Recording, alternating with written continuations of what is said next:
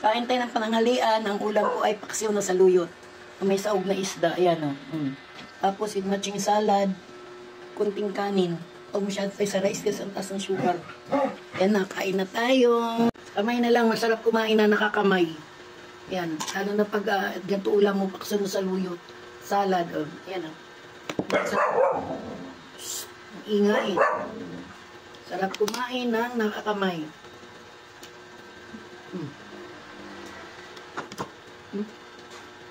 Sarap mo saluyot, maasim-asim.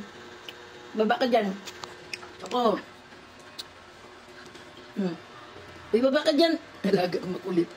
Kasama pa choco.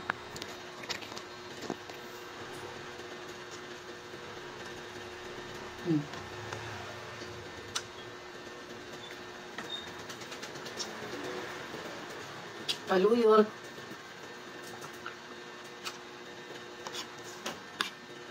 Sarap. Sarap kumain ng nakakamay. Paggulay ang ulam. May isda o. Sarap. Isdang galunggong.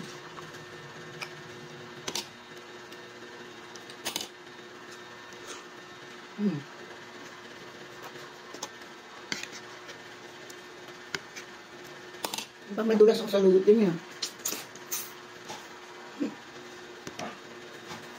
Nisip-sip lang yung madulas eh. Manang mga bata kumain kasi madulas daw.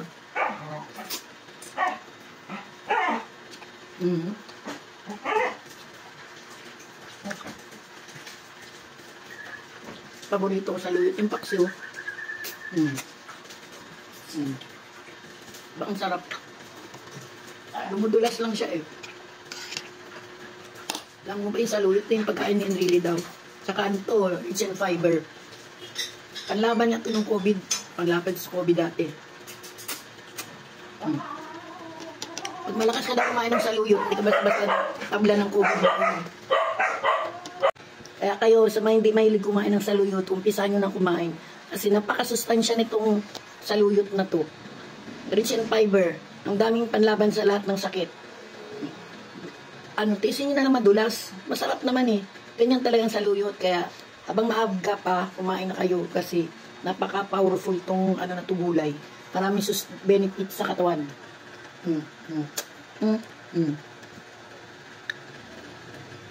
Iba ang dulas.